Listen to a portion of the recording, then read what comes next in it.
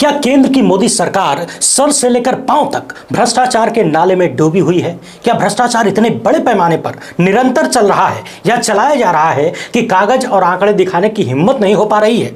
जी हां, सीएजी की रिपोर्ट से एक और बेहद महत्वपूर्ण मामला सामने आया है जो चीख चीख कर यह सवाल करता है कि न खाऊंगा न खाने दूंगा का नारा देने वाले प्रधानमंत्री मोदी की सरकार में भ्रष्टाचार की जड़ें कितनी मजबूत हैं। ये नया खुलासा आपका होश उड़ा देने वाला है।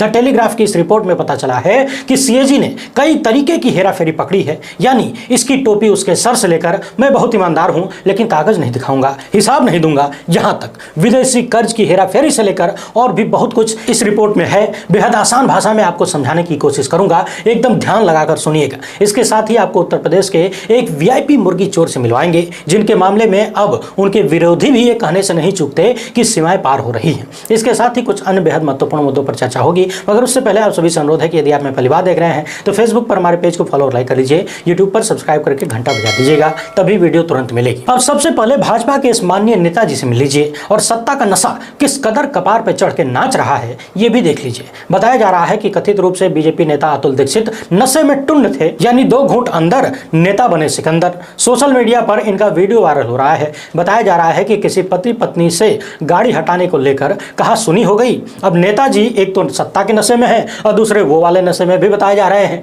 दोनों नशा एक साथ डबल हो गया, लगे गरियाने। सुनते सुनते पति तो वीडियो बनाता रहा मगर पत्नी को बर्दाश्त नहीं हुआ कि हमारे पति को गरिया रहा है। इसी पर पत्नी ने नेताजी को ले दनादन नशा उतारने वाली दवाई देने का काम कर दिया, झपड़ियाने लगी। बहरहाल यारों मुझे मुआफ करो, मैं नशे में था। आइए अब उत्तर प्रदेश में ही सपा नेता आजम खान की बात कर लेते हैं। पिछले कई सालों से जब से उत्तर प्रदेश में बीजेपी की सरकार आई है, लगातार यह आरोप लग रहा है कि यूपी सरकार आजम खान से जबरिया खुन्नस निकालने की कोशिश कर रही है और लखनऊ से लेकर दिल्ली तक जितनी भी जांच एजेंसियां हैं सब उनके पीछे लगा दी गई हैं, लहका दी गई हैं भोजपुरी में। पिछले दिनों आपने ये भी देखा था कि किसी मामले में आजम खान को पहले दोषी करार दिया गया, बाद में उसी मामले में आदेश आया कि आजम खान ने कोई गड़बड़ी नहीं की। मगर जिस तरीके से लगातार पिछले कई सालों से आजम खान पर जांच और रेड की खबरें आ रही हैं, कुछ मामलों में सजा भी सुनाई गई, आजम खान को महीनों तक जेल में रहना पड़ा, सदस्यता भी चली गई, मगर उन पर जांच की आंच कम नहीं हो रही है। आजम खान से कुछ पत्रकार सवाल कर रहे थे तो सवालों का जवाब उन्होंने किस तरीके से दिया और इस जवाब में कैसे अपने दुख को प्रकट किया, अपना दर्द बयां किया, इसे भी सुन लीजिए। चुनावी राजनीति से संबंधित किसी पत्रकार ने जब आजम खान से सवाल किया तो उन्होंने जवाब दिया कि ये तो बहुत बड़े बड़े नेताओं की बात है, मैं तो मुर्गी चोर हूं और चोर ही नहीं हूं, चोर तो मुर्गी का हूं, बकरी का हूं, भैंस का हूं, लेकिन दफाएं मुझ पर डकैती की लगाई गई हैं। आगे आजम खान ने बताया कि आपको हैरत होगी, एक मुकदमा ऐसा भी है जब मैं चौथी बार मिनिस्टर था, यानी जब आजम खान चौथी बार मंत्री थे, पूरी सिक्योरिटी में रहते थे और तब मेरी पत्नी एसोसिएट प्रोफेसर थी, तब मैंने अपनी पत्नी के साथ मिलकर एक शराब की दुकान लूटी थी और गल्ले से 16,900 रुपया लूट लिया था। एक ऐसे व्यक्ति से आप लोग बात करने आए हैं, ये मेरा सौभाग्य है। एक तरफ तो मैं चोर हूं और दूसरी तरफ इनकम टैक्स का रेड होता है मेरे यहाँ, यानी कि एक चोर के यहाँ इनकम टैक्स की रेड हो रही है। मैं चोर हूं, मेरी पत्नी चोर है, हम लोग किताब चोर हैं। इसके साथ ही किसी पत्रकार ने पूछा कि आपके इस कठिन समय में सपा प्रमुख का कितना साथ मिलता है, तो आजम खान ने कहा, सोच समझकर जवाब दिया, 1000%। आगे आजम खान से पूछा गया कि आने वाले लोकसभा चुनाव में क्या जनता के बीच आप अपने दुखों को रखेंगे कि किस तरीके से आपको परेशान किया जा रहा है। इस पर आजम खान ने कहा कि ना, बस 2 आंसू गिर जाएंगे और लोग समझ जाएंगे कि क्या हो रहा है। जब पत्रकारों ने पूछा कि 2024 के चुनाव में इंडिया गठबंधन के प्रचार में आप देखे जाएंगे,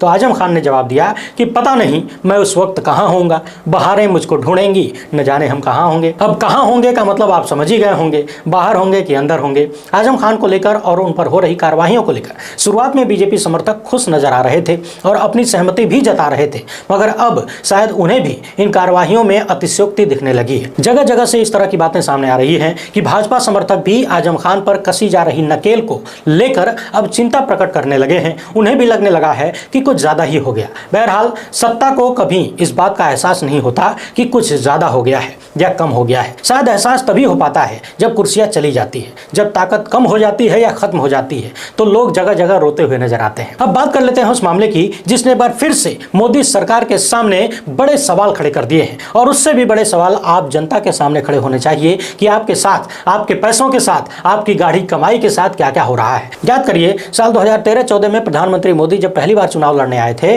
तब उन्होंने वादा किया था कि देश से भ्रष्टाचार मिटा देंगे, दुनिया भर में जो काला धन जमा है उसको वापस लेकर आएंगे। और उसके बाद कहा था कि यदि काला धन वापस आ जाए तो हर एक भारतीय को लाखों रुपए ऐसे ही मुफ्त में मिल जाएंगे। बहुत सारे अखबारों ने यहां तक छाप दिया था कि हर एक भारतीय के खाते में 15-15 लाख रुपया मिलेगा। जनधन खाता खुलवाने की बात आई तो लोग इसी उम्मीद में लाइन लगाकर खाता खुलवाने लगे कि लगता है कि मोदी जी उसी खतवा में 15 लाख भेजेंगे। ये अलग बात है कि बाद में गृह मंत्री अमित शाह से जब इसी पर सवाल किया गया तो उन्होंने कह दिया कि यह सब तो जुमला था। वैसे आजकल 100 स्मार्ट सिटी वाला जुमला भी नजर नहीं आ रहा है। आप भारत के किस शहर के रहने वाले हैं और यदि उसका नाम भी स्मार्ट सिटी की लिस्ट में था तो कितना स्मार्ट हुआ कि नहीं हुआ, अपना जवाब कमेंट बॉक्स में जरूर लिखिएगा। शहर का नाम लिखिएगा और स्मार्ट हुआ कि नहीं ये जरूर लिखिएगा। अब पहले बात कर लेते हैं सीएजी की। यूपीए सरकार के दौरान सीएजी की रिपोर्ट को लेकर जितनी चर्चा हुई थी शायद भारतीय इतिहास में उतनी कभी नहीं हुई होगी। सीएजी की रिपोर्ट ने कांग्रेस को हद से ज्यादा बदनाम कर दिया। हालांकि उस वक्त के सीएजी के मुखिया जिन्होंने इस तरह की बातें जनता के सामने रखी थी,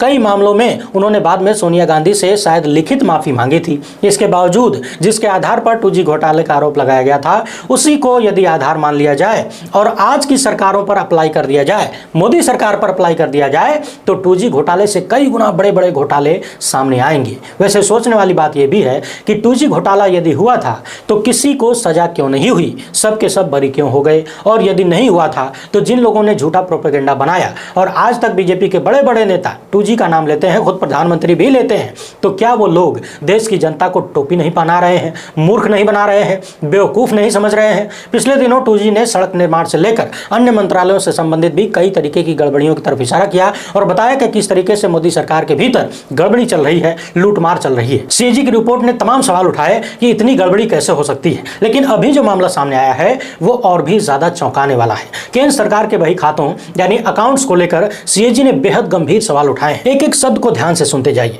इस बही खाते में कितना कर्ज लिया गया उसको दिखाने में हेरफेर किया गया। जितना रुपया आया और जितना रुपया खर्च हुआ उसमें जो अंतर है वहां गड़बड़ी देखने को मिल रही है। जो नियम बनाए गए थे कि पब्लिक फंड का पैसा कैसे आएगा, कहां रखा जाएगा, उसमें भी गड़बड़ी सामने आई है। इसके साथ ही कुछ अन्य बहुत महत्वपूर्ण मामले हैं, अब बारी बारी से बता रहा हूं, सुनते जाइए। अंग्रेजी अखबार द टेलीग्राफ के अनुसार सरकार के खातों में हेराफेरी विदेशी कर्ज को लेकर शुरू होती है जिसमें 4.39 करोड़ रुपया बताया गया, मगर विनिमय दर पुराना रखा गया, यानी कि कर्जा कम दिखे इसके लिए पुराना विनिमय दर रखा गया। अब इसे आसान भाषा में समझ लीजिए, यदि कर्ज को डॉलर में मान लिया जाए तो अभी $1 की कीमत भारतीय रुपए में 83 रुपए से अधिक है। अब मान लीजिए कि मैंने किसी से $1000 कर्जा लिया, यानी कि अभी मेरे ऊपर 83,000 का कर्जा हो गया। लेकिन यदि मुझे इसे कम दिखाना हो तो मैं $1000 दिखाऊंगा लेकिन विनिमय दर पुराना रख दूं। मान लीजिए मैंने 70 रुपया रख दिया, जब 70 रुपए के बराबर $1 था तो कर्जा ऑटोमेटिक 13,000 रुपया कम हो जाएगा। कुछ इसी तरह के झोलझाल का इशारा सीएजी की रिपोर्ट में भी किया गया है और बताया गया है कि जो कर्ज 6.58 लाख करोड़ रुपया हो सकता था, होना चाहिए था, उसे 4.39 लाख करोड़ रुपया ही बताया गया, यानी कि 2.19 लाख करोड़ रुपया कम दिखाया गया। यहाँ लाख करोड़ बोलने में कुछ गड़बड़ी हुई तो माफ करिएगा। अब सोच कर देखिए ये घपलेबाजी किससे हो रही है। दूसरा मामला सुनिए, जैसे जैसे आगे बढ़ेंगे विशेष चीजें मिलेंगी और जल्दबाजी में मत रहिए। सुन लीजिए, आपके भविष्य का मामला है, ये पैसा भी आप ही का है। आप अक्सर सुनते होंगे किसी चीज पर सरकार अलग से एक उपकर लगा देती है। ये उपकर लगाया जाता है किसी खास मकसद को पूरा करने के लिए, किसी खास काम को करने के लिए पैसा जुटाया जाता है। यहाँ भी नियमों का उल्लंघन पाया गया है। यहाँ यह भी बताया गया है कि इस उपकर के माध्यम से सरकार ने जो पैसे जुटाए या तो वो बेकार पड़े हुए हैं, उनका कहीं प्रयोग नहीं हो रहा है, या फिर किसी दूसरे मकसद के लिए प्रयोग किया जा रहा है। यानी कि पैसा आया किसी और काम के लिए और खर्चा हुआ किसी और काम में। यहां एक बात और चौंकाने वाली सामने आई है कि सरकारी खातों के बाहर पैसा जमा किया गया, यानी पैसा सरकार का, पैसा जनता का, और वो जमा हो रहा है सरकारी खाते से बाहर। और सरकार पर कर्जा कम है ये दिखाने के लिए अलग अलग तरीकों का दबाव बनाया गया या फिर फुटनोट में छिपाए जाने का उदाहरण मिला है। अभी और सुनिए, रिपोर्ट में यह भी बताया गया है कि भारत सरकार को यह पता नहीं है या फिर वो सीएजी को दिए गए दस्तावेजों में यह बता नहीं रही है कि सरकारी कंपनियों में कितना निवेश किया गया है और लाभांश के रूप में कितना पैसा जुटाया गया है। हम सोच कर देखिए, क्या इस बात की कल्पना भी की जा सकती है कि सरकार को यही मालूम नहीं कि उसकी कंपनी कंपनियों में कितना पैसा आ रहा है, कितना जा रहा है, कितना फायदा कितना नुकसान है। इसके साथ ही इक्विटी शेयरों की संख्या को लेकर चौंकाने वाला अंतर सामने आया है, यह सीएजी की रिपोर्ट में बताया गया है। इसके बाद जब सीएजी ने उन कंपनियों द्वारा, उन सरकारी कंपनियों द्वारा, संस्थाओं द्वारा पेश किए गए वार्षिक अकाउंट्स तथा सरकार ने सीएजी को जो खातों का विवरण दिया था उन दोनों को मैच कराया तो बहुत बड़ा वाला खेला सामने आया। यानी डिफरेंस इतना ज्यादा था कि सीएजी ने चौंकाने वाला अंतर शब्द का प्रयोग किया, चौंकाने वाला अंतर। इसके साथ ही दूरसंचार विभाग में भी गड़बड़ियां देखने को मिली। यहां बताया जा रहा है कि सरकार ने 10,376 करोड़ रुपए जुटाए और केवल 8,300 करोड़ रुपया हस्तांतरित किया, यानी ट्रांसफर किया। बाकी का पैसा कहां गया यह सरकार नहीं बता रही है। कहां गया सोच कर देखिए। पिछले महीने सीएजी की रिपोर्ट जब आई थी उसमें केंद्र सरकार के खातों में कुछ गड़बड़ है ये इशारा किया गया था और बहुत सारी बातें बताई गई थी और यह भी बताया गया कि ये गड़बड़ी की स्थिति बहुत लंबे समय तक जारी रखी गई, यानी कि उसमें सुधार करने का कोई वास्तविक प्रयास नहीं किया गया। जो चल रहा है चलने दो, जैसे लूटमार चल रही है, गड़बड़ी चल रही है, चलने दो, कौन है पूछने वाला। अब सीएजी की लगातार इतने गंभीर आरोपों और रिपोर्ट्स के बाद भी आप नहीं देखेंगे कि देश का गोदी मीडिया और वो हिंदी के अखबार इन मुद्दों पर कभी कोई चर्चा करते हो। और यदि आपको सीएजी की रिपोर्ट का तो मालूम नहीं है तो 10 साल पहले इन्हीं गोदी मीडिया के लपटझंडिसों को, चैनलों को उठाकर देख लीजिए किस तरीके से सीएजी की रिपोर्ट पर खुलकर चर्चा हुआ करती थी, बहस हुआ करती थी। उधर आज ही पुराने संसद भवन में आखिरी दिन की कार्यवाही हुई। खबरों के अनुसार कल से नए संसद भवन में चर्चा होगी। सरकार ने विशेष सत्र बुलाया है। कांग्रेस की मांग है महिला बिल लाने को लेकर, महिलाओं को रिजर्वेशन देने को लेकर। इसके साथ ही प्रधानमंत्री मोदी ने पंडित नेहरू से लेकर इंदिरा गांधी तक को याद किया और संसद के तमाम कर्मचारी, स्टाफ, अन्य के साथ साथ पत्रकारों का भी आभार प्रकट किया। मगर सवाल यह है कि यदि प्रधानमंत्री को पत्रकारों की अहमियत मालूम है और वे पत्रकारिता का सम्मान करते हैं तो फिर पत्रकारों का बायकॉट क्यों करते हैं? 10 सालों से उन्होंने दुनिया भर के पत्रकारों को खुद से दूर क्यों रखा है? भारत के पत्रकारों को तो छोड़ दीजिए, लपटझंडिसों को छोड़ दीजिए, दुनिया भर के पत्रकारों का बायकॉट प्रधानमंत्री ने कर रखा है। क्या यह पत्रकार और पत्रकारिता का अपमान नहीं है? लोकतंत्र की अम्मा के भीतर प्रधानमंत्री पत्रकारों का बायकॉट कैसे कर सकते हैं? क्या यह सवाल सोचने विचारने का नहीं है? ऐसा कोई चुनावी भाषण नहीं जहां पर प्रधानमंत्री भ्रष्टाचार के खिलाफ न बोलते हो। यह अलग बात है कि भाषणों में जिसे भ्रष्टाचारी बताते हैं 4-5 दिन बाद उसे ही अपनी सरकार में मंत्री बना देते हैं। मगर खुद मोदी सरकार के भीतर जिस तरीके के भ्रष्टाचार की कहानियां सामने आ रही है, सीएजी जिस तरीके के खुलासे कर रही है, जिस तरीके का आरोप लगा रही है, इन पर चर्चा क्यों नहीं हो रही है? इसीलिए लगातार इस बात पर चर्चा होती है कि भारत के लोकतंत्र और यहाँ के संविधान को तथा जनता के अधिकारों को यदि बचाकर रखना है तो गोदी मीडिया को रास्ते से हटाना होगा। रास्ते से हटाने का मतलब उनका बायकॉट करना होगा, वरना ऐसे ही सरकारी खातों में आपकी कमाई के पैसे गायब होते रहेंगे, हेर फेर की खबरें सामने आती रहेंगी। इन सब के बावजूद सरकार अपने आप को परम ईमानदार बताती रहेगी